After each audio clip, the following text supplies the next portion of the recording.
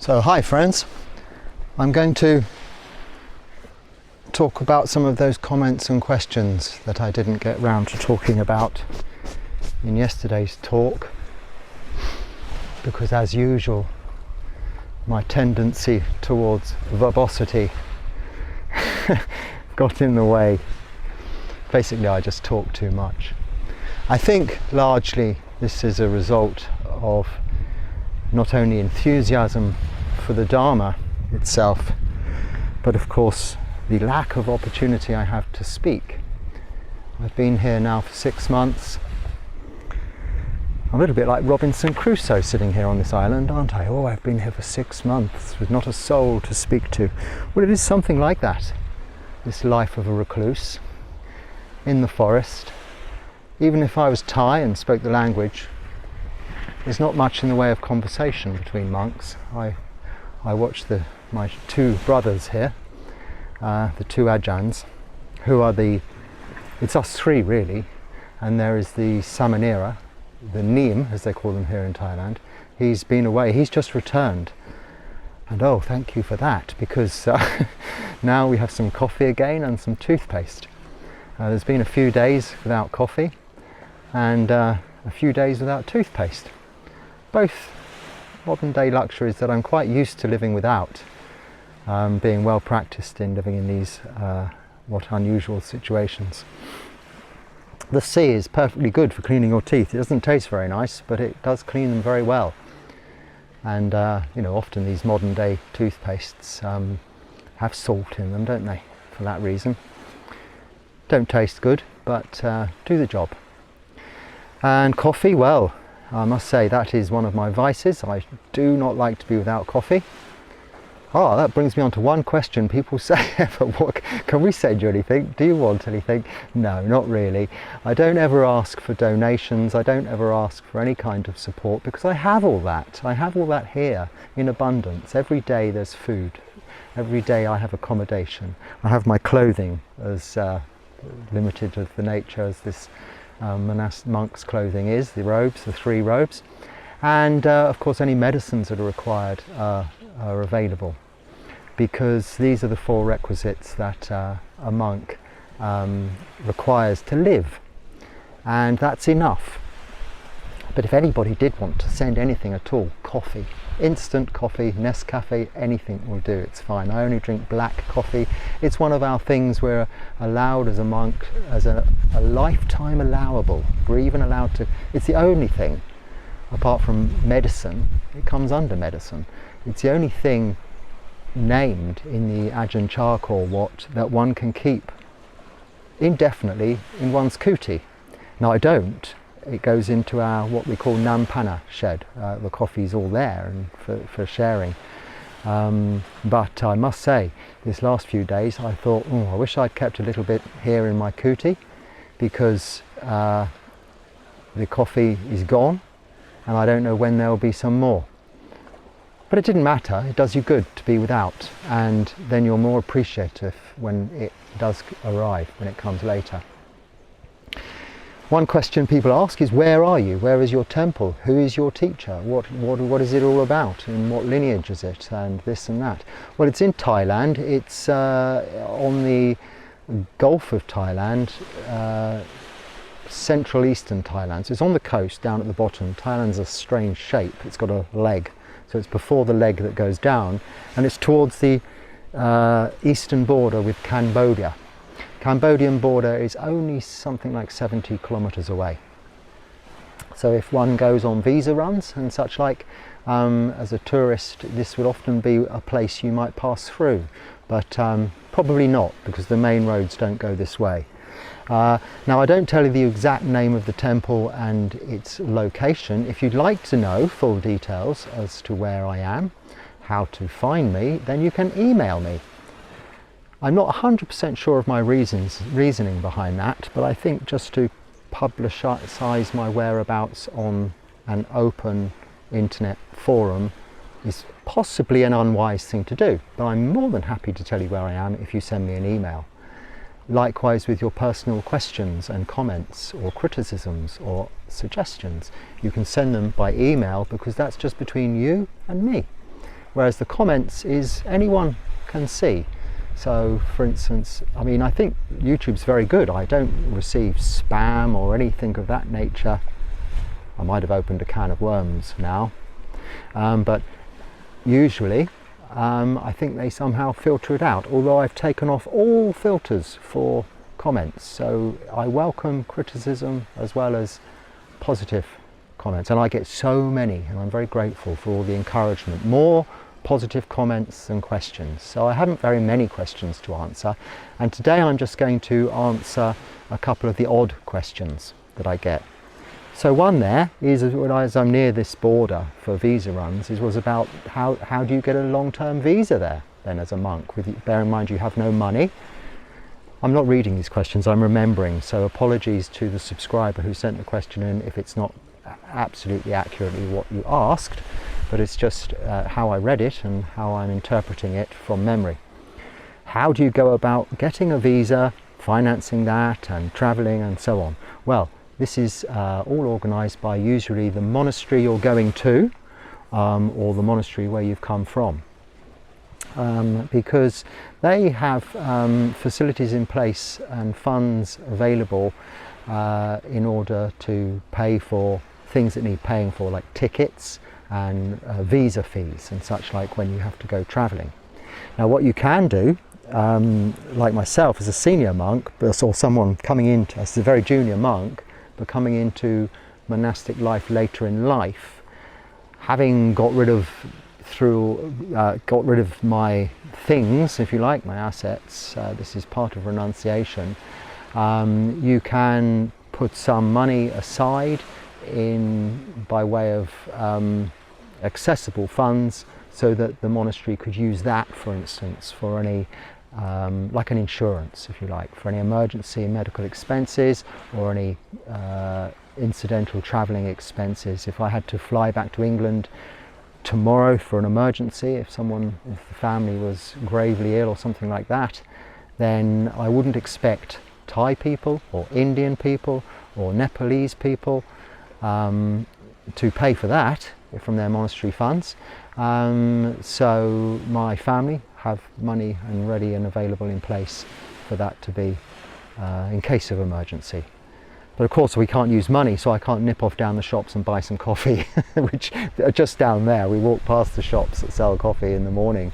They're not usually that open, but I could, if I was able to use money and was allowed to buy things, buy any amount of coffee if we were allowed to use money, but monks aren't.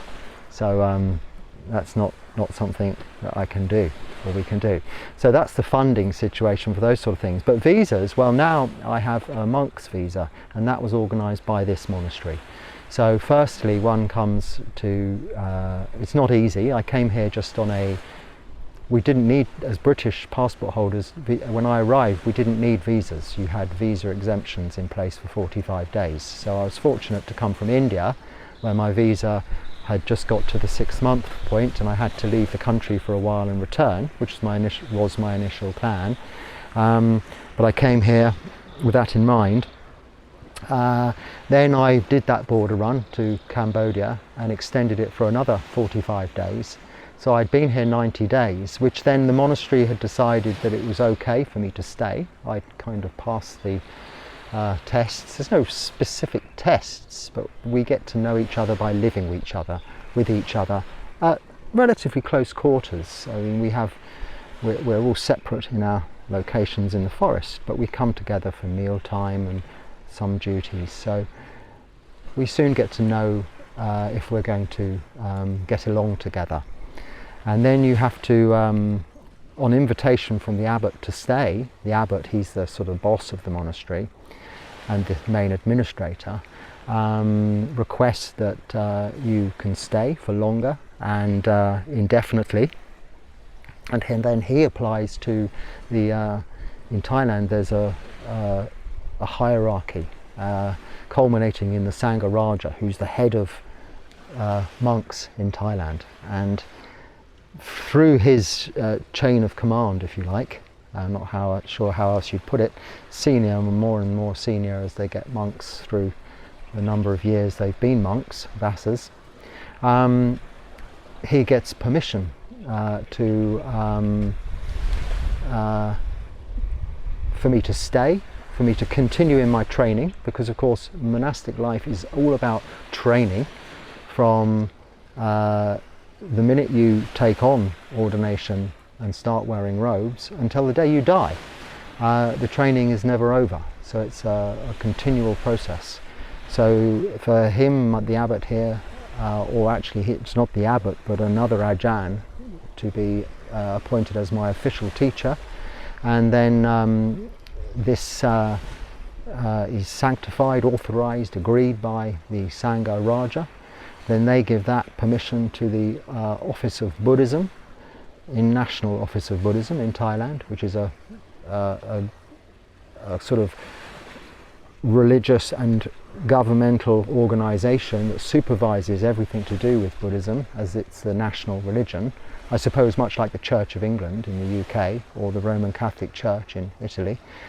And then they get permission from the king, in fact, and it's a very long drawn out process, but eventually the Office of Immigration will, on all of those letters of authorization, so 3 basically, the abbot here where you're staying, the Sangha Raja, and the National Office of Buddhism, and it has to all be stamped by the king. They give you permission to stay for purposes of being a Buddhist monk. So it says that now in my passport, that I'm here because I'm a Buddhist monk, and it's as simple as that. Now, yes, there are fees involved, and I had funds ready to pay for this visa application, if you call it that. But surprising to me, the actual head of immigration in the immigration office said, no, she's a lovely lady, no, she said, in Thai, I had this translated later, she's got her handbag out and paid for my visa application out of her own purse, because of course this is Sangha Dana, and she was welcoming me to the country and saying, here's my offering. And so with much gratitude I said sadhu, sadhu, sadhu, and this is how well supported we are as monks here in Thailand. So that's the answer to how I get by with visas and this. So I don't have to keep trotting off to Trat, because that's the place where you cross the border. It's called Trat. So I don't have to trot to Trat to get another visa, not again. I can just stay here. Now my visa's nearly run out in India, so that's a different story. In India, they don't really have a monk visa or anything. People think there's spiritual visas, but there's really not. The S stands for student, and you have to be an actual student of a registered religious organization in India, which most Buddhist organizations are not, because it's not really an officially recognized religion of India, like Hinduism, Muslim, or Christianity. Unbelievably so, considering the Buddha is Indian, comes from India, northeast India. You can't get a monk's visa there, not as a monk. I could get one from my monastery saying that I'm working there, I have a job, I'm working for an NGO. But anyone can get one of those, working for any NGO. And it's not specifically the truth, because I'm not working voluntarily, I'm not working. I'm a monk, I'm simply that. I'm practicing meditation. I'm not even necessarily teaching or doing any particular duties. So it's wrong to say you're working for an NGO. So I was just there on a tourist visa. We can fortunately get long tourist visas, 1 year, 5 years, but you do have to leave the country every 6 months. If you're British. Other nationalities it's different. That's visas. Another question from the subscriber who asks, do you shave your eyebrows, monk? That's not specifically how he asked, but the monk answered, yes, unfortunately I do. Well, you see, yes, because it's an actual requirement of monks in Thailand that they shave their eyebrows. It's part of the tradition. So if ever you see a monk with shaved eyebrows, he's come from Thailand, he is Thai, or he's been trained in the Thai traditions. In my case, the Thai Forest tradition, in a Thai Forest Monastery, in the lineage of Ajahn Chah, to answer that form of question. But all monks in Thailand shave their eyebrows. And why do I say unfortunately? Because they're useful things to have. They stop sweat going in your eyes, they stop rain going in your eyes when it's the monsoon season, and both are quite uncomfortable, but you do get used to it. So that's why I say unfortunately. Another unfortunate reason is also, and it sounds a little bit, I don't mean to be disrespectful, but when I go to England, and often it's because people are ill, and you go to visit the hospital and you have to go to the cancer clinic, then the nurses come straight up to you as a monk with a bald head and shaved eyebrows and immediately start offering you all of the tea and sympathy. And the other people accompanying patients are all looking at you rather sad, thinking, oh, this poor monk, he's got cancer, you know, because you look like your hair's all fallen out because of the chemotherapy. So when I've been to the oncology departments there with this look,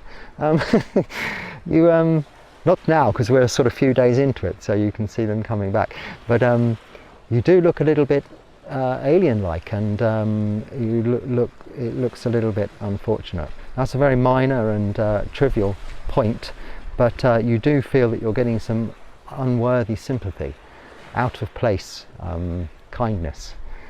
But that's by the by. What's the reason? Well, I'm told, and I understand, during the Mongolian invasions, whenever that was, thousands of years ago, in Thailand. Thailand's one of the few unconquered countries throughout history, really. It's remained quite unique in that respect. But I think it was maybe Genghis Khan, I'm not sure. Anyway, the Mongolian invasions, the Mongols were coming into Thailand trying to take it over. And one way, because of the high number of monks and monasteries in this country, they could infiltrate, get their spies in, or get their fighting forces right into the hearts of villages and cities, towns and provinces throughout the country, was by dressing them as monks, sneaking into the monasteries, because of course we don't ask many questions, we just let people come and live here for a while and see how they get on. But of course that would be too late if one of them was an enemy, one of the enemy forces. So when this was realized by the probably the then National Office of Buddhism, before the time of visas, I suppose, they thought, well, I know what we'll do. If all of our monks in Thailand shave off our eyebrows, then when we see a monk with eyebrows, we know he's an imposter, he's a spy, he's a member, he's one of the enemy. So that's what they did, and ever since it's been tradition that monks have shaved eyebrows. So if you see a monk in Thailand with eyebrows, he's a fake. But that doesn't mean monks with eyebrows are fakes, because the Dalai Lama has a wonderful set of eyebrows, and if you look at my eyebrows in my Indian videos where I was ordained, you'll see I've got some pretty huge eyebrows myself, because we don't have trimming and all of this nature going on with our excessive growth and such like. We shave our heads every 15 days. That brings me on to another question from a subscriber whom is a fellow, describes himself as a fellow Pharang, which is what we call foreigners in Thailand, or the Thai word for foreigner. Hello Bong Bong is one of the dogs. He's a bald head and fair skinned. He says, how do you get on with the sun here? Well, of course I'm not naturally bald. I mean, this is shaved every 15 days on the new moon and on the full moon. And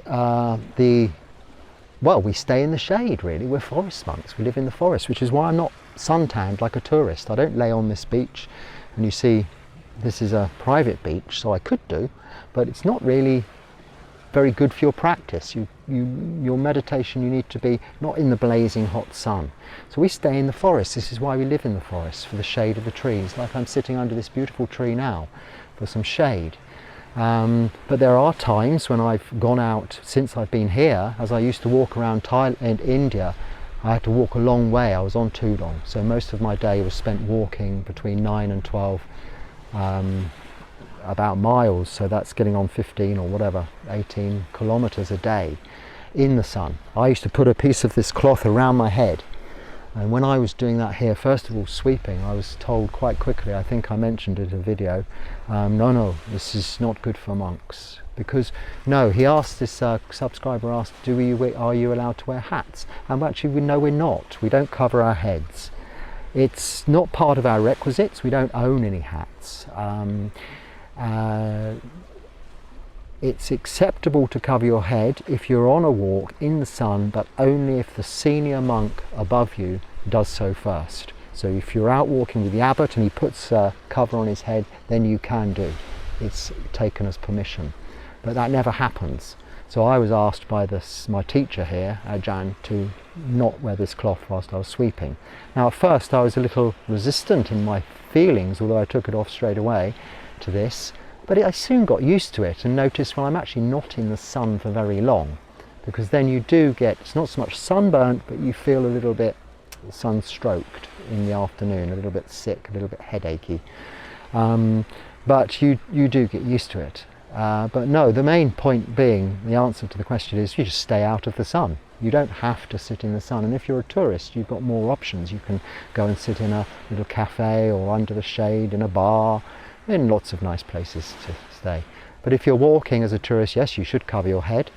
One exception is, we can use an umbrella, not only for rain, but we can use it for the shade of the sun if we're on our own. If we're with a senior monk, we would use it to give them shelter. But of course they would say, use it for yourself also, or try something like that. But you'd always offer it to the senior monk first. Personally, I don't really like walking around holding an umbrella at the best of times, just to keep myself dry, yes. But it's awkward in these robes, with one hand holding the robes on and holding an umbrella, and often you have your bowl. So no, I'd rather just get used to it. So that's the sun question answered. What was the other question? Another question, I'm remembering these quite well, they're all popping up in my head, was from subscriber asked, what does Bhante mean? Bhante is venerable. It's the equivalent Pali word for venerable, like venerable. Some people say venerable sir, but it's just venerable, as in a monk, how you address a monk. So if you were writing to a monk, you'd say, "Dear Venerable Dhammarakkhita" is my Pali name. Or here they wouldn't, they'd just say, "Dear Phra Dan," which is Monk Dan. Or Tan Dan. Tan is venerable in Thai, Tan, T-A-N. But Tan Dan is a bit Tan Dan, like bong bong and bang bang. Although that's quite Thai, so I should perhaps be better named as Tan Dan than Phra Dan. But anyway, it's now Phra Dan. Sometimes now I get called Long P, which is another new thing. It's a kind of, you have Long Po for the very senior monks, but Long P is a central Thailand kind of nickname for old monks that are new monks, if that makes sense. So I'm an old person, but a new monk, a young monk. And they call them, I think that's the meaning behind it, Long P. So sometimes in town I get called Long P. It's quite sweet really. But Phra Dan. But yes, Bhante would be Bhante Dhammarakkhita. And G is just an Indian, actually, would you call it a colloquialism? But an Indian appendage meaning senior or respected elder.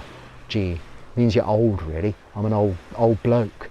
So when they put G on the end of your name, it's out of respect, but it means you're old.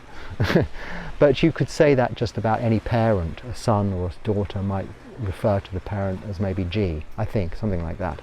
But it's just an appendage. It's not Pali, it's not part of Buddhism. It's an Indian language addition, appendage. So when people say Bhante G, they mean venerable, senior venerable.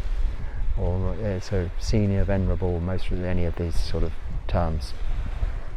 Okay, let me think. What else questions have I had?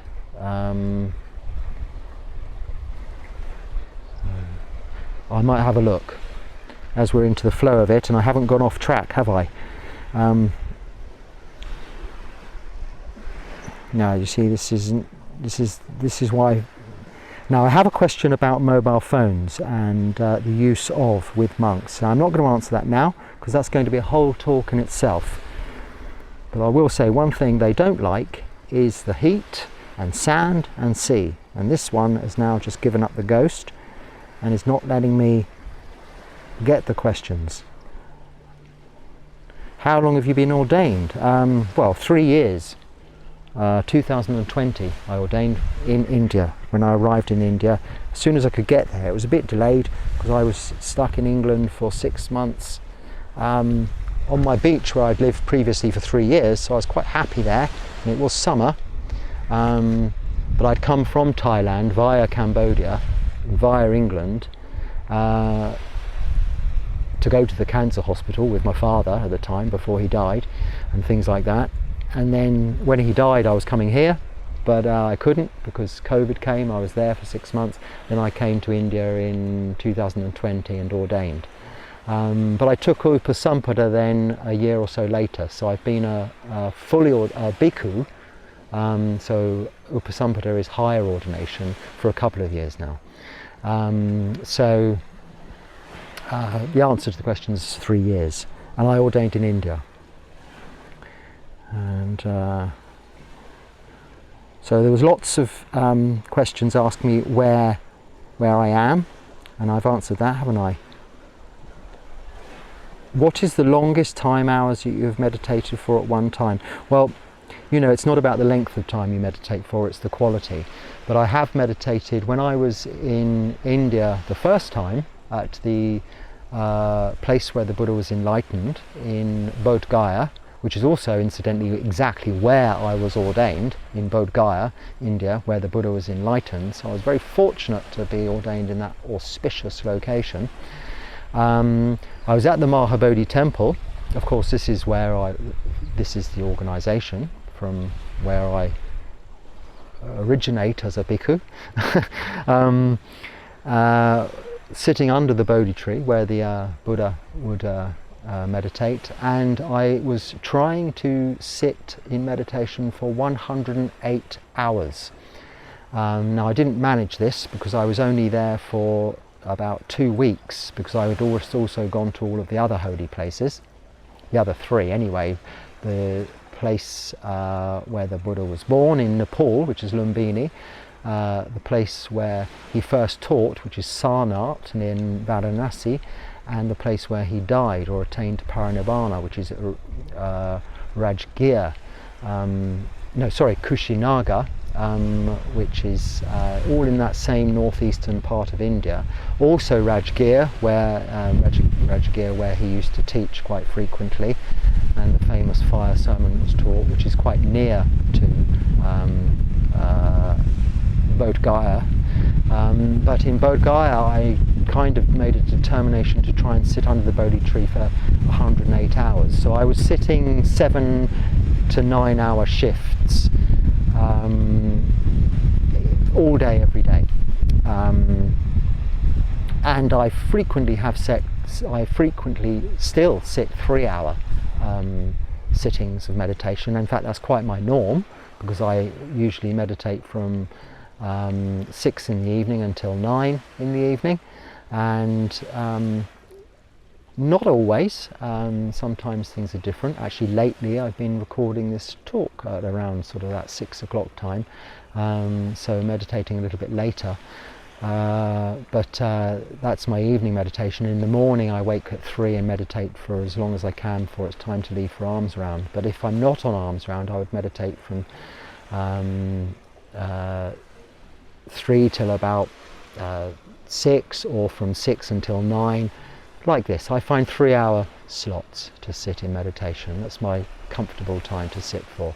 But 6 hours is not unknown to me, not unusual. Sometimes if I'm really intense on a retreat, I would try and sit 9 hours. There's no particular reason for the multiples of 3. I'm not particularly superstitious, but I split my day up into sections of 6, giving you, it's much like the Buddha described the 3 watches of the night. Slightly different timings to fit in with our current clock, but because I wake at 3, and the rest of the world wakes at 6, and then other things start to happen at 9, those 3-hour slots fit into place without you constantly clock watching and having a diary. I roughly know what I'm doing. But it's really not about the length of time you meditate. Probably if I was trying to beat some kind of record, I think, and I might try this one day, I could probably sit for 12 hours, I should think, without having to go to the toilet, because this is the one thing that's going to probably cause you a problem. However, when I have sat for long times, 9 hours, that goes away after a while. I think you reabsorb, because you're not drinking water all of the time. This is why I'm quite against these people who bring all these bottles of water into the meditation environment. It's not necessary. Drink before you come in, or afterwards, but they bring these clinky aluminium bottles. I don't go on retreats, but I've helped out on them, meditation retreats, and they always have bottles of water and come into the temple for chanting. Even here, some people, they bring in their water. It's really not necessary. You can go for probably a few days. I don't know how long it is you can go without water, probably not that long, but certainly you can go for a few hours without having to, but people are all the time like this. Now I know it's important to rehydrate, but you can still do this, and meditation time is meditation time. This is why I say it's not the length of time, it's the quality of time. There's no good saying you can meditate for 15 hours if you're sitting there drinking water all of the time like this, because you're not. You're sitting there drinking water all the time like this. And Bhante Dhammarakkhita has just turned up. He's going to, what's he doing? I'm not sure. So that's the answer to that question. Let me see if there's another one. I don't think my phone's working. I'm looking for a nice quick one. Can a Buddhist have family life as well, wife and children? Yes, of course. As a layperson, it's positively encouraged. Yes, but of monks, no. I mean, we are celibate. This is the nature of monastic life. But that's not to say we haven't come from a life where we've had a family. I had a family and have had children. I'm divorced, and my children are grown up and have their own children. I'm now a grandfather. I'm a grandfather Long Pi, or grandfather Phra Dan, grandfather monk, and an uncle monk to my sister, and a great uncle monk to my sister's children. So yes, we have families and children, but not currently. We don't bring them to the monastery. There are traditions in the Tibetan and northern traditions, like even in Nepal, where they have these teachers. They're more teachers, lamas, who still have families and wives, but they're not really monks in every sense of the word. The Vinaya insists on the 3rd precept of sexual misconduct becoming no sexual activity, so celibacy, in order for you to be keeping the 8 precepts, let alone the 10 or the 227 of a bhikkhu or the 311 of a bhikkhuni. So this is the answer to that question. Now, I'm a little bit off the track there. Who's your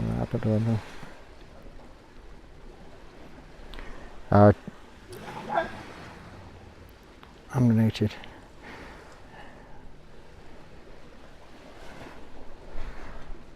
I think that will do shape.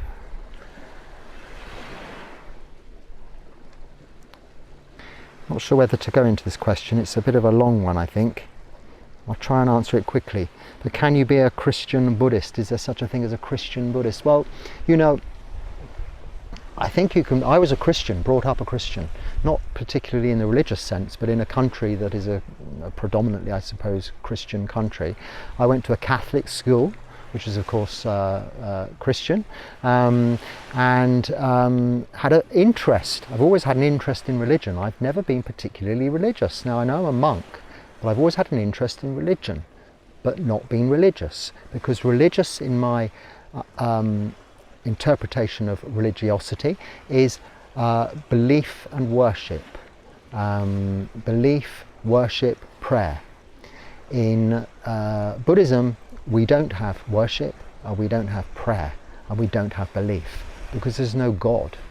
We pay homage, we respect, and some could see that as worship when people are bowing to images of a Buddha, Rupa as we call it, the physical statue, if you like.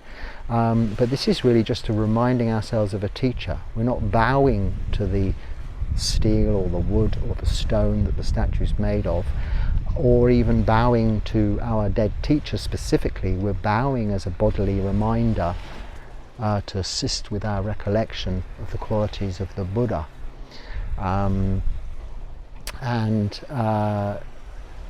This is very different to praying to a God, or praying to Mary or Jesus for them to help you. We are recollecting the Buddha's teachings of how we can help ourselves.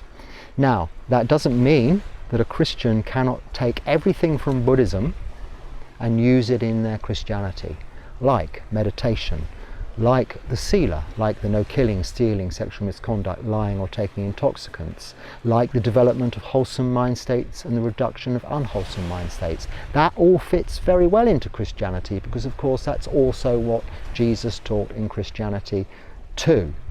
You're not breaking any of the commandments, with the exception of, some would say, worshipping idols in the Ten Commandments. But as I've just explained, by bowing to the Buddha statue, you're not worshipping an idol. There's no worship.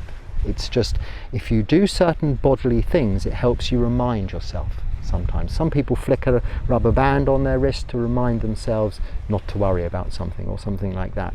Bowing, full prostrations, or just going like this, physical activity like that helps muscle memory embed mental memory, and this is a way of recollecting the qualities of the Buddha's teachings.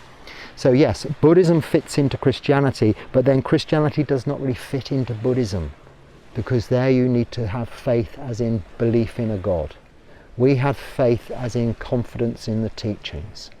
So this is the difference. So I would say yes, I'm not sure which way round it is. I think a round peg would go into a square hole, but a square one wouldn't go into a round hole. But whatever, Buddhism would fit into Christianity. You can take everything from Buddhism and use it as a Christian.